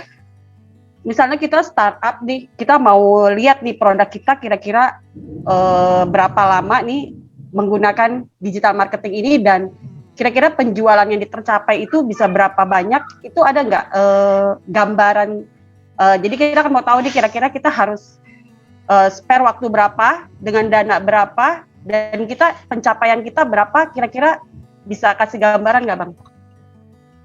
Oke. Mas Albani, izinkan saya untuk cari salah satu materi saya ya, mudah-mudahan bisa untuk ini ya. Ini cukup menarik nih. Oke, ini kemarin aja ngisi di Toyota. Toyota juga pertanyaannya sama seperti Mbak Puri ya. Saya ngisi di Toyota Tebina. Ya, di Tebina ya. Tebina yang ada di Cikarang. Bentar. Ini pertanyaan menarik. Nah, mereka mau mencoba bermain di marketplace. Hitungannya gimana sih? Kira-kira gitu ya. Di marketplace itu. Oke, saya kasih lihat gambaran dulu ya tentang di marketplace dengan budget yang kita mainkan di 20%. Ya. Stop deh. Oke, ini waktu saya ngisi di Toyota ya. Kemarin saya ngisi di Toyota Toyota Bosuku ya, Tebina namanya. Ini siapa bilang kalian tidak bisa punya bisnis. Waktu itu saya ngisi untuk persiapan masa pensiun di Toyota dan mereka menanyakan hal yang sama corporate-nya gitu. Berapa sih budget yang dibutuhkan? Ada nggak sih hitung-hitungan winningnya gitu? Nah, tapi ini saya nggak ngomongin IGS sama Facebook Ad dulu ya, karena panjang ya kalau ngomong IGS sama Facebook Ad. Saya kasih contoh dari channel yang saya sampaikan tadi, channel yang marketplace lah, gitu ya, channel marketplace. Kan gini, ngebangun. Kalau Anda bicara tadi, Mbak Puri tadi bicara tentang startup bisnis, maka startup bisnis itu tidak harus bicara modal dan barang sendiri. Yang ada di layar adalah marketplace akun saya yang produknya ini bukan produk saya tapi produk orang lain, di mana saya maklun atau white label dari produk lain, gitu ya. Nah, dan saya membangun iklan di marketplace ya. Di situ kira-kira juga ada konversi ya, sama ada engagementnya, ada reach-nya dan segala macam. Saya bangun dari 20% ya. Satu produk saja, ini ada 4 produk ya, dalam toko selama 7 bulan. Produk yang pertama tuh obat diabetes. Karena kayak saya lagi coba ada satu pabrik ya di Jogja, dia minta dibangunin sebuah produk, kemudian kita bangun produknya, dari mulai packagingnya, kita bangun dari riset marketnya, kita bangun dari marketplace-nya dan segala macamnya. Dari marketplace-nya kita bangun, itu obat diabetes ini ya dari pabrik itu kita jual di marketplace kita dengan 20% tadi, itu dalam 7 bulan itu 1,4 ribu. Nah ini bisa kelihatan ya, ini kan kelihatan di apa namanya di apa namanya di print screen-nya gitu ya, berapa jualnya kan kalau di marketplace ternyata ya. Nah itu harga 75.000 kali 1,1400 pieces. Itu ada 105.000 revenue atau omset, di mana marginnya, nanti saya tulisin marginnya ya, itu average roughly itu 20.000 lah. Jadi artinya dalam 7 bulan tuh 28 juta marginnya. Itu produk yang pertama. Produk yang kedua Sari Lemon, ya itu kita bisa lihat tuh 2.000. Omsetnya itu 35.000 satu produk dikali 1.400 pieces ya, 2.000 pieces harusnya. Itu 49 jutaan lah, marginnya sekitar 10.000, jadi sekitar 20 jutaan lah gitu ya. Kalau 2.000 sekitar 20 jutaan. Produk yang ketiga Fashion Style, ya 1,2 ribu, omsetnya dari harga 195.000, 1.200 pieces, omset kita 234.000, marginnya sekitar 66 juta. Artinya saya mau ngomong begini sama teman-teman sekalian, fashion itu untungnya jauh lebih gede, tapi jualnya memang lebih sulit. Gitu ya. Nah, yang kedua, saya mau ngomong sama teman-teman, dua produk yang sama, produk 1 dan produk 4, itu produk yang sama. Ini Mbak Puri boleh juga nanti sama teman-teman sekalian kalau diperhatikan, produk 1 sama produk 4 itu produk yang sama, tapi konten modelnya beda. Yang satu itu pakai video, yang satu cuma foto produk. Dalam 7 bulan, yang video mencapai 1,4 ribu, yang nomor 4 produk nomor 4 yang cuma foto itu cuma 368 pieces. Artinya artinya campaign yang menarik buat manusia-manusia sekarang di media sosial adalah video. Nah, artinya saya mau bilang sama Mbak Puri, berapa budget yang saya keluarkan? Total omset 402 juta. Saya hanya pakai di angka sekitar 10%. Saya omset sekitar 40 sampai 50 juta iklan di marketplace, dan total omset yang kita dapatkan adalah sekian. Gitu.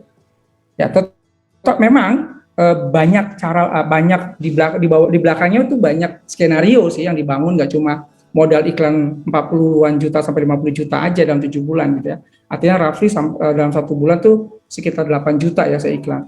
Itu tapi paling tidak di belakang itu memang ada drill down activity yang harus kita lakukan secara rutin sih memang. Itu nanti dalam bab khusus lah dalam membangun sebuah bisnis di marketplace. Tapi saya mau bicara secara umum bahwa sebetulnya ini adalah yang hadir di depan mata kita adalah sebuah leverage, sebuah lompatan ya.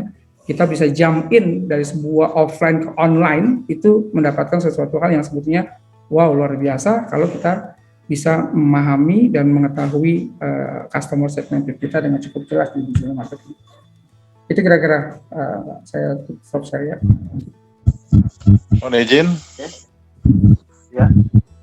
Terima kasih Pak Yoso penjelasannya. Mohon izin. Session berikutnya ya. Siapa? Dengan siapa?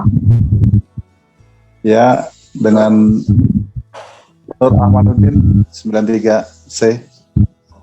Oh iya, silakan. Pak. Ya, Pak Noel. Ya, ini terkait masalah produk ya. Kalau kita lihat tadi kan kita jualan dan jualan. Bagaimana mengenai produknya itu? Kalau untuk produk-produk yang sudah sustainable sih nggak masalah kita jualan ya. Tapi kalau produk baru gimana nih keunggulan produknya gitu loh. Ya, di situ supaya nanti si customer balik lagi. Gitu. Jangan sampai cuman kita sekali jualan aja.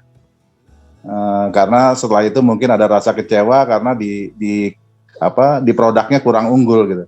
Karena kalau kita pelajari tentang marketing mix itu kan ada keunggulan produk, keunggulan harga, keunggulan tempat dan keunggulan promosi. Nah, kalau saya lihat di sini kan marketing mix ini keunggulan promosi. Ya di sini ya. Maksudnya digital marketing ini adalah keunggulan promosi kita di dunia digital. Tapi di 3 aspek yang itu yang lain di marketing mix itu nggak terjamah ya. Apa mungkin pengetahuan saya kurang atau bagaimana, Bung Yoso? Mohon dijelaskan. Baik, terima kasih. Saya langsung jawab aja Mas Arun. Pak Yoso, silakan. Iya, silakan. Suka saya sama pertanyaannya karena memang sebetulnya tadi saya ngebahasnya digital marketing tidak hanya bicara tentang totally only promotion, gitu ya. Makanya tadi saya bilang ketika kita membangun sebuah digital marketing, di awal saya membangun mindsetnya adalah dengan membangun bisnis. Membangun bisnis bukan membangun dagang. Karena kalau dagang bicaranya omset, kalau omset bicaranya bagaimana selling gitu ya. Terkadang dilupakan sebuah tadi bagaimana terkait dengan produk.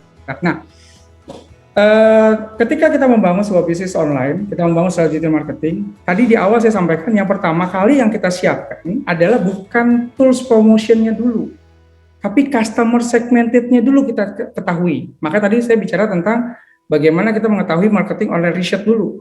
Bagaimana orang-orang itu mencari produk kita, maka kita harus siapkan marketing customer segmented-nya dulu, gitu ya. Kan tadi pertanyaannya bagaimana dengan produk yang baru, gitu ya. Nanti ada hubungannya dengan produk yang baru. Customer segmented dulu kita tentukan. Setelah customer segmented kita tentukan, maka kita masuk ke produk driver yang kedua, yaitu fitur. Kelebihan produknya apa? Kalau saya tanya 5 alasan kenapa you harus beli furniture saya. Tadi kita ngomongin furniture, apa alasan kenapa harus beli furniture saya? Maka di sini bicara tentang value proposition. Jadi customer segment itu tahuin dulu furniture yang mau saya bangun. Kan kita baru bangun produk nih. Produk furniture yang mau saya bangun itu untuk customer segment itu siapa? Oh, customer segment ini menengah ke atas. Kalau menengah ke atas, you cek tadi di keywordtools.io. Marketing online research kita cek. Apa yang dicek tadi? Yang pendekatan orang menengah ke atas itu apa tadi? Ternyata lagi rame marketing ala Korea. Furniture ala Korea, betul nggak? Kita temuin kan? Nggak ada kita nemuin furniture murah tuh. Tadi di keywordtools.io, tadi kita udah praktek ya. Tadi kalau yang tadi datang agak terlambat masuk ke kelas, mungkin tadi belum bisa tidak lihat bagaimana kita praktek membangun market online research ya. Tadi kita udah praktek membangun marketing online research, gitu ya. Itu kita tahu customer segmented-nya dulu. Setelah kita tahu customer segmented-nya, maka kita bangun fitur value proposition-nya. Product driver yang kedua, value proposition-nya. Setelah kita ketahui dua ini, maka kan how to meet both of them. Gimana menemuin dia berdua? Customer segmented sama value proposition. Gimana nemuinnya? Nah, nemuinnya baru bicara channel promotion. Baru channel promotion yang kita omongin deh, yang tadi. Bagaimana membangun Facebook, bagaimana membangun IG, apa bedanya Facebook, apa bedanya IG tadi, bagaimana ketika bagaimana tadi Pak Puri menanyakan bagaimana ngitung budgetnya, segala macam, bagaimana menentukan kampanyenya. Di sini baru poin yang ketiga, promosi. Jangan sampai orang beli produk kita, udah ketemu, mau komplain nggak bisa. Gitu. Kan kita bangun sistem, karena bangunnya bisnis, bukan omset. Kalau bangun omset, jual sekali, laku gede, tinggal. Tutup toko. Namun bisnis digital tidak hanya bicara tentang promotion channel, tapi bicara dulu customer segmented tentukan, kemudian tentukan dulu value proposition-nya, after that baru how to meet of them-nya lewat sebuah channel, after that baru kita bicara tentang gambaran bab pertama tentang sebuah digital marketing dan membangun sebuah digital marketing. Bab berikutnya baru kita bicara detail, lembar kerja, bagaimana membangun customer segmented, proposition, membangun channel, membangun closing, itu baru ada bab kedua tentang lembar kerjanya. Bab ketiganya bicara tentang strateginya di channel kayak gimana segala macam. Kemudian bab keempatnya bicara evaluation dan segala macam. Masih banyak prosesnya. Gitu kira-kira. Izin tanya Bang. Siap. Baik. Sofian Bang 97. Oh ya, silakan. Ya, Assalamualaikum Bang Yoso. Siap Bang Sofian. Salam kenal Bang. Salam kenal. Bang, saya mencatat banyak hal di Bang hari ini Bang, dan luar biasa Bang Sabto, terima kasih ya, acaranya keren. Sama-sama. Yang pertama bahwa resilience atau agility kata Bang adalah sekarang bukan lagi bicara besar, tapi cepat. Siapa yang cepat, aktif, adaptif, agile. Bisa dan survive. Kedua, bicara tentang DM, bicara tentang aset, bukan omset. Clear Bang ya? Nah, simpel Bang, bagaimana saya mau ramu dua hal tadi Bang. Sebenarnya idealnya berapa lama sih Bang kita evaluasi cara DM kita Bang, biar cepat dan terlihat seberapa efektifnya cara kita Bang. Silakan Bang, mohon izin. Terima kasih. Assalamualaikum. Waalaikumsalam warahmatullahi wabarakatuh. Keren pertanyaannya. Jadi bicara tentang time cycle gitu ya. Bagaimana kita mengetahui digital marketing kita efektif atau enggak dan gimana, kapan dan berapa lama. Kira-kira gitu pertanyaannya. Baik, teman-teman sekalian, ketika kita mau bicara apakah bisnis kita efektif atau tidak, saya mau menceritakan tentang stage of the business, the real business. Stage itu kayak apa sih gitu. Yang pertama, bisnis itu dibangun dari startup. Ini nanti ada hubungannya dengan pertanyaan tadi ya, nanti saya akan sampaikan ini dulu. Ada hubungan dengan startup, jadi ada 4 stage ya, ada 4 stage dalam membangun bisnis. Stage yang pertama atau panggung yang pertama atau anak tangga yang pertama bicara tentang startup ya. Startup adalah yang tadi kita diskusikan di awal. Ya, pertanyaannya Mbak Puri, pertanyaannya tadi siapa Bang Rizka ya, segala macam. Itu ada bicara tentang startup. Membangun bisnisnya dulu. Dengan segala customer segmented value proposition, channelnya, dan teknik customer relation-nya. Setelah itu, kita hitung nih, Bang Sofyan. Biasanya, kami punya time cycle itu paling tidak 3 bulan. Kita melihat, apakah ada grow up atau tidak. Kalau 1 bulan nggak cukup.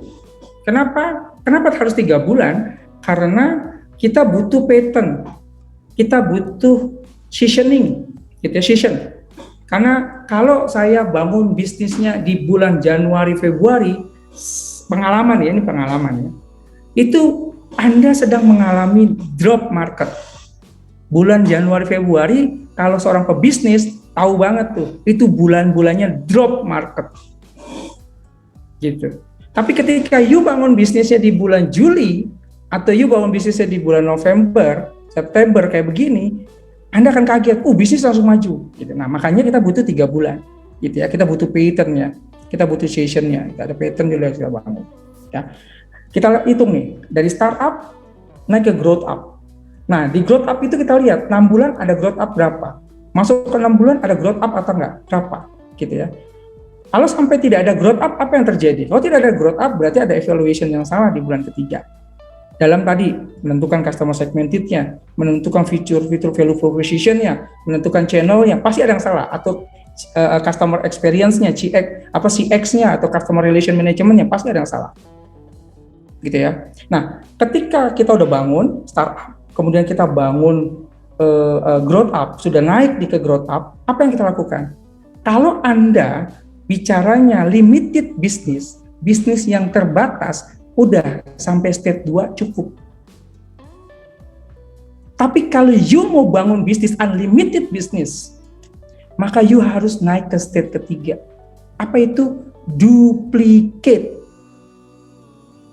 Makanya banyak orang-orang kebangun duplikasi, entah itu membangun reseller kah, franchise kah, atau segala macam kah, itu harusnya sudah melewati 2 step ini. Startupnya dibangun rapi, cakep, bener, kemudian ada growth up yang dia evaluation, sampai bulan ke-6, sampai setahun ada growth up, kemudian dia bikin marketer, dia bikin blueprint ya, kemudian baru dia lakukan duplicate. Gitu. Nah, ketika duplicate sudah dibangun, maka disinilah Anda akan menikmati unlimited business. Nah, stage yang keempat, ini tujuan terakhir dari sebuah bisnis, the real business, adalah apa? Investor. Jadi banyak teman-teman yang sering diskusi dan ketemu saya, Bang, ayo dong invest di tempat saya. Oke, saya mau invest. Ketika saya tanya mana bisnisnya, ini bisnisnya baru kita bangun. Ya jangan cerita, berat. Orang baru bangun bisnis langsung minta investasi. Investor akan datang ke kita kalau kita udah lewati 3 step itu. Startup, growth up, duplicate. Karena ketika Anda bisa menduplicate bisnis Anda, artinya bisnis Anda itu visible di dimanapun dan kapanpun. Investor datang, mau, oke, saya ambil. Itu konsepnya. Jadi cycle-nya di situ. Nah, digital marketing itu ada dalam rangka mengevaluasi itu saat ini sekarang untuk membangun tadi demand, membangun lead generation, membangun demand-nya tadi. Nah, cycle-nya ada di tiap 3 bulan, ada tiap 6 bulan, dan ada target yang harus kita capai. Kira-kira gitu sih, Bang. Oke, Makasih Bang. jelas ya. Oke, sama-sama. Jazakumullah khairan katsirah. Untuk timekeeper Pak Sabto gimana? Ya, sudah jam 5. Saya mohon izin, saya lagi ada kegiatan sama Pemda Sumatera Utara. Kami sedang membangun pengembangan UMKM, juga startup bisnis yang ada di Sumatera Utara. Mohon izin, saya jam 5 ini ada meeting lagi dengan mereka untuk persiapan. Baik. Oke. Mas, Kalian Bang Sabto kita izin tutup aja. Mas Sabto. Mas Sabto. Ya. Ya, terima kasih. Ada Ya, yang mau siapa ini? Irma, Mas Sabto. Ya. Ya. Oh, ya Bu Irma, kenapa? Mas Yoso, mungkin tadi kan Mas Yoso lagi bangun IKM dengan Pemda Sumut ya. Mungkin nanti SMI juga minta untuk bangun tenannya SMI ya, yang ada di inkubator bisnis SMI ya, minta bantuannya untuk Mas Yoso dalam pengembangan tenan di SMI. Kayaknya menarik ini. siap, Bu Itu Irma. aja sih. Ya. Hati dengan Kasih. Ya. Oke, Bu Irma. Bu Irma. Nanti kita diskusikan kembali. Oke, kalian karena waktu juga yang membatasi kita. Terima kasih kepada Bapak Yoso Lekito yang bersedia sebagai narasumber pada acara Obras pada hari ini. Juga rekan-rekan alumni dan audiens yang sudah berpartisipasi dan bergabung dalam acara Ngobras pada hari ini. Saya selaku moderator pembawa acara Ngobras juga sekaligus pengurus IKA, mohon dibukakan pintu maaf yang sebesar-besarnya apabila terdapat banyak kekurangan atau kesalahan. Dan kita akhiri wabillahi taufiq wal hidayah. Wassalamualaikum warahmatullahi wabarakatuh. Selamat sore. Sehat selalu. Terima kasih ya Yoso. Waalaikumsalam. Pak Yoso. Mohon izin kepada kalimat yang salah. Bang Sabto, makasih banyak. Ya. Amin. Assalamualaikum. Nanti di itu lagi. Waalaikumsalam. Thank you, Yos. Mantap, luar biasa. Assalamualaikum. Itu bukunya.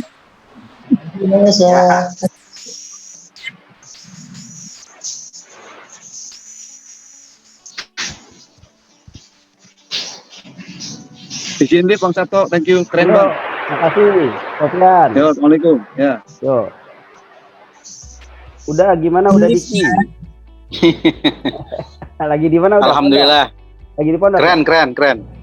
Iya. Lagi di pondok. Oh, gitu. Iya, lagi di pondok. Iya. Jadi disempetin. Iya. Alhamdulillah sih. Alhamdulillah. Oh, Bang Ya, Diki. alhamdulillah. Ya. Lagi Lili pada Bang Diki, Masya Allah. Oh, ya. Bang Sofian kapan nih? Siap nih?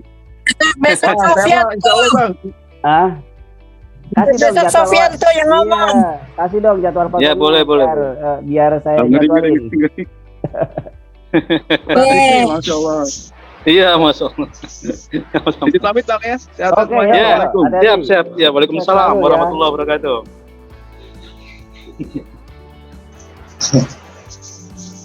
Menam Jamil. Ya, Mas. Ya.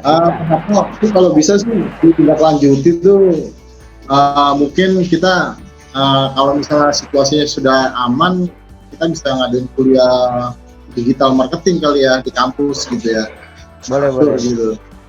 Banyak audiennya mungkin, pemirsanya banyak, peminatnya gitu. Iya, cuman kan kalau untuk Yoso kan waktunya. Ini kan juga dari setahun loh kemarin Ya, mintanya. Ya, nanti Mintanya dari setahun. apa kan. buat next program tahun depan gitu Ya. kan bisa gitu. Ya, artinya nanti paling saya nanti rencana mau silaturahim ke Yoso langsung dan akan minta dia paling tidak setahun ya kita bisa 2 atau 4 kali lah dia ke kita gitu loh. Iya. Ya, bagus lah tanggapannya di kali ini audiensnya lumayan di Iya, atas 50 tadi gue lihat. Iya. Jadi memang pemirsanya juga materinya menarik gitu. Iya. Ya. Mungkin bisa dipertahankan yang kayak gini ya. Iya. Gitu, Pak. Ya, tergantung narasumber sebenarnya sih. Iya. Jadinya memang Dan tadi juga Yoso kan memang dia jadwalnya udah setahun 2 tahun udah ada gitu. Jadi artinya memang kita lobbynya meminta dia berkenan menjadwalkan lebih dari setahun. Mudah-mudahan sih nanti saya coba saya silaturahim dulu ke rumahnya, baru akan saya sampaikan gitu permohonannya. Iya. Lutfi gimana nih Lutfi? Iya. Lagi di mana nih Om Lutfi? Sukabumi juga, Pondok. Ini Ajis. Dik, ini Ajis temen lo, Dik. Iya. Betul. Pengen lihat mukanya, mana sih Ajis? Lah. Jis.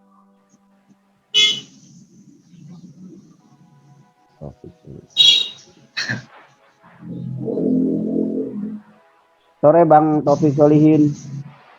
Sehat Bang? Ya rekan-rekan yang lain kalau misalnya tahu ada alumni yang bersedia jadi narasumber, mau disampaikan saja ya, biar nanti saya yang follow up seperti itu ya.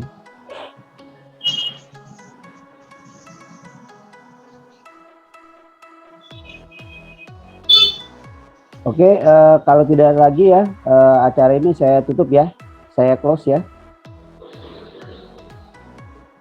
Terima kasih semua atas partisipasinya, semoga kita semua sehat selalu. Amin. Selamat sore. Assalamualaikum warahmatullahi wabarakatuh. Waalaikumsalam warahmatullahi wabarakatuh.